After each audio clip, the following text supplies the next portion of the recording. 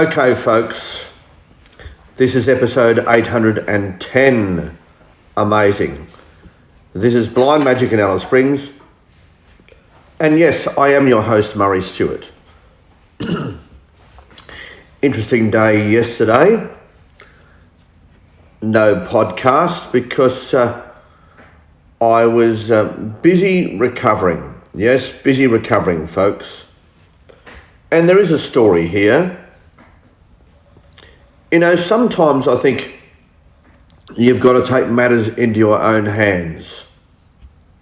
So I've been feeling very listless. Yes, extremely tired. And even dizzy. So I did take matters into my own hands and requested that the doctor run a blood count and see what's going on. When I say run a blood count, get everything looked at effectively. So hence I did, and what was discovered? Low iron, very, very low iron. And so that has been the reason. So off to the pharmacist, got myself some iron, almost tackled Heather as she came through the door because I wanted in order to get the tablets from her, because I wanted to get onto the front foot and get this sorted. And yeah, I do feel so much better. Probably a little bit of placebo at the moment, but I'm sure that my elevated iron levels are beginning to pay dividends. And it's certainly got to, because I've got a lot to get on with, folks, a lot to do and a lot to look forward to. And talking about the time has come, the time has absolutely come for the Northern Territory Government to deal with the issues confronting Alice Springs. It seems like an eternity since we were put on all of the front pages of all of the newspapers for all of the wrong reasons. Youth crime has gripped this town. We've got to be absolutely honest about that. And now the time has come. The time has come for real action. The sort of action that should have happened years ago. The youth should not have been left on the streets to continue their crime wave, but also to continue putting themselves in extreme danger. Many nights we have seen cars stolen and then driven wildly around our CBD. There have been occasions where the CBD has been shut down from the average public in order that the streets then entirely belonged to the youth to do what they will. Meanwhile, the good citizens of Alice Springs were locked out of their CBD. So it was only a matter of time before someone got very, very hurt, or worse still. That time came the other night.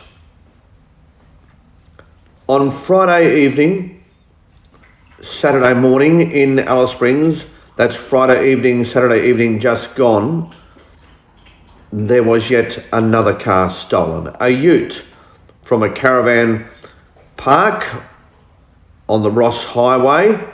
That car was driven into town and once again driven wildly around and around and around. There was a young man hanging out of that ute on the passenger side. And there was then a rollover. Yes, that accident we have been fearing has come. and that young man was killed, probably instantly, as he was hanging out of the vehicle, probably instantly. You know, this is a tragedy that must signal to the Northern Territory government that it is no longer okay for youth to be roaming our streets at night. Nothing good happens out of that. No, absolutely nothing good happens out of that. I think I've told you on some occasions that myself and Robin Lamley many years ago proposed a nighttime youth strategy based on the Northbridge model from Western Australia that would have seen youth off the streets at night. Successive Labor governments have denied a request from our town council, from the citizens of Alice Springs, to bring in a youth curfew. And this youth curfew is not punitive. It would be caring, and it would be responsible, and it would be responding to what has been happening in this town over many, many years. Now, what happened the other night was truly avoidable.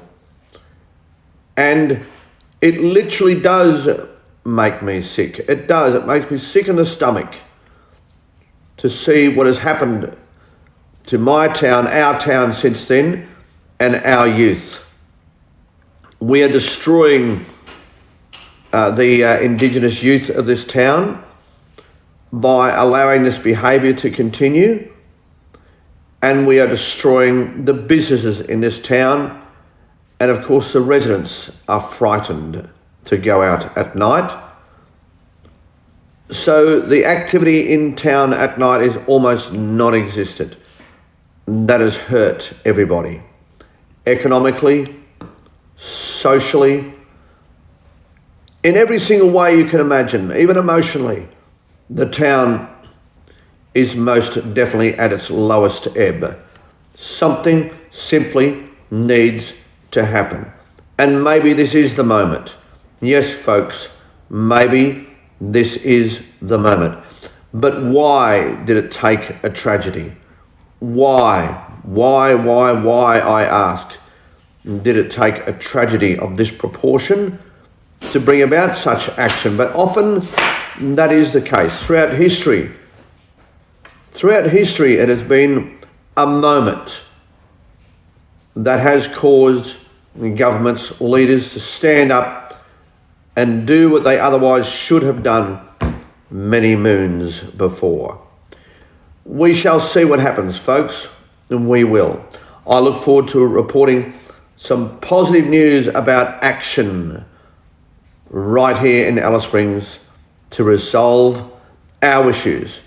This is a great town, but she needs to rise again, because at the moment we are at rock bottom. No doubt about that. All right, folks, this has been episode 810 of Blind Magic Communications production.